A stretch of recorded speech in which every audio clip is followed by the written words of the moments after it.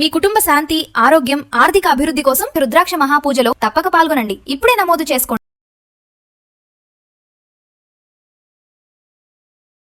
ప్రస్తుతం మనతో ఉన్నారండి ప్రముఖ ఆధ్యాత్మికవేత్త, మంత్రశాస్త్ర పండితులు కొండవీటి దత్తాత్రేయ శర్మ గురుగారు ఉన్నారు. నమస్తే గురుగారు. నమస్కారం. ఇంట్లో గోడల పైన కొందరు ఇళ్లలో గుర్రాల బొమ్మలు ఉంటాయి.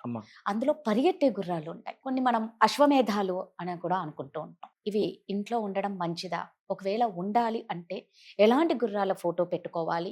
ఏ స్థలంలో పెట్టుకోవాలి? ఇది పరిగెత్తే గుర్రాలు అని అంటే వాస్తవంగా పరిగెత్తే గుర్రాల యొక్క ఫోటోలు పెట్టుకోకూడదు. స్థిరంగా ఒక చోట నిలబడి ఉన్నటువంటి గుర్రం విగ్రహం గాని లేదా ఫోటో మాత్రం గాని పెట్టుకోవాలి. ఎందుకయ్యా అంటే పరిగెత్తేటటువంటి గుర్రానికి కళ్ళెం ఉండదు, దానికి అడ్డు అదుపు ఉండదు. తద్వారా ఆ పరిగెత్తే గుర్రాల యొక్క ఉన్నటువంటి యొక్క ఇల్లు కూడా ఒక స్టెబిలిటీ లేకుండా, ఆ ఇంట్లో పిల్లలు కానివ్వండి, పెద్దవాళ్ళు కానివ్వండి, ఒక కంట్రోల్ అనేది లేకుండా విచ్చలవిడితనం పెరిగిపోతుంది అనేటటువంటిది ఒక శాస్త్రం.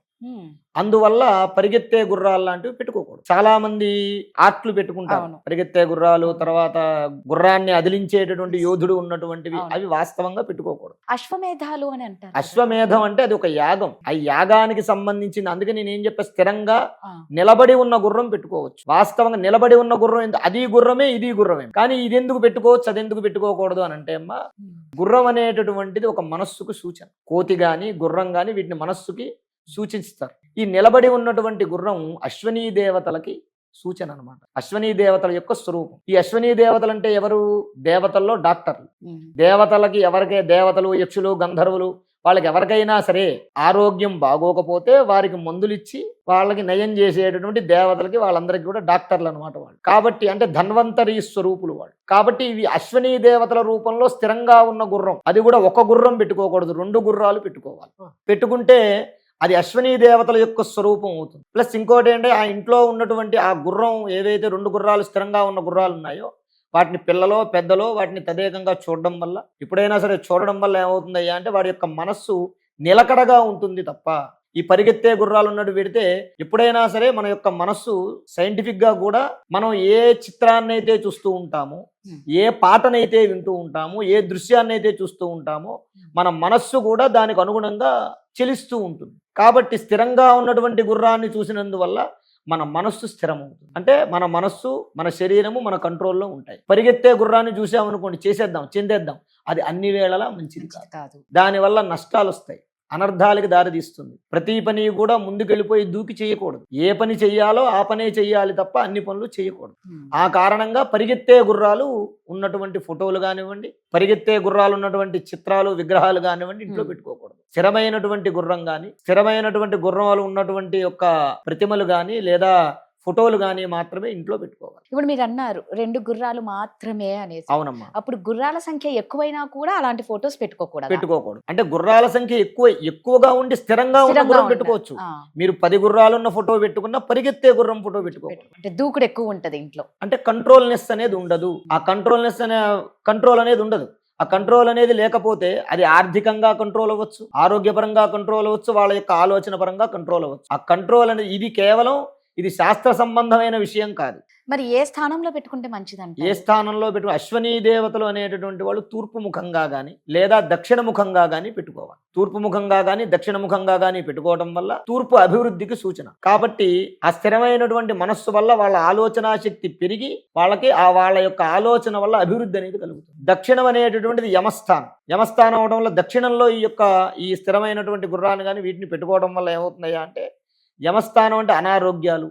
అందుకే మనం దక్షిణం వైపు కూర్చుని పూజ చేయడం కానీ, దక్షిణం వైపు తిరిగి మనం మాట్లాడటం కానీ, దక్షిణం వైపు తిరిగి భోజనం చేయడం కానీ అలాంటివి చేయకూడదు. అలాంటివి చేస్తే ఏమవుతుందయ్యా అంటే యముడి యొక్క అంటే యమస్థానం యొక్క దక్షిణం వైపు యొక్క దృష్టి మన మీద పడి ఏమవుతుంది, అనారోగ్యాలు కలుగుతుంది. కాబట్టి ఇది ఉండడం వల్ల ఆ యమస్థానాన్ని వీళ్ళు ఇందాక మీకు చెప్పాను, వీరెవరు? దేవతలకి వైద్యులు.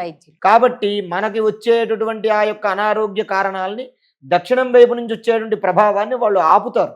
కాబట్టి దక్షిణం వైపు ఆ యొక్క పటం ఉండొచ్చు. అంటే మనం ఒక ఇంట్లో పెట్టుకునే పటాలకే ఇంతగా మనం చర్చించాల్సి వస్తుంది. అదే ఏకంగా గుర్రాన్ని ఇంట్లో పెంచుకోవచ్చా? ఎలాంటి వాళ్ళు పెంచుకోవాలి? గుర్రాన్ని పెంచుకోవచ్చా అంటే అమ్మా, అందరూ పెంచుకోవచ్చు. వాస్తవంగా దేవతా సంబంధమైనటువంటివి జంతువులు కొన్ని ఉంటాయి. అవి దైవాంశ జంతువులు అన్నమాట. ఏనుగు కానివ్వండి, గుర్రం కానివ్వండి, గోవు, కామధేనువు, ఈ మూడు కూడా ఎవరైనా పెంచుకోవచ్చు. వాళ్లే పెంచుకోవాలి, వీళ్లే పెంచుకోవాలి అనేటువంటి నియమం లేదు. కానీ దాన్ని దైవాంశగా భావించి దానికి చేయాలి. ఇప్పుడు పెద్ద పెద్ద ఆశ్రమాలు ఉంటాయి, పీఠాలు, ఆశ్రమాలు ఉంటాయి.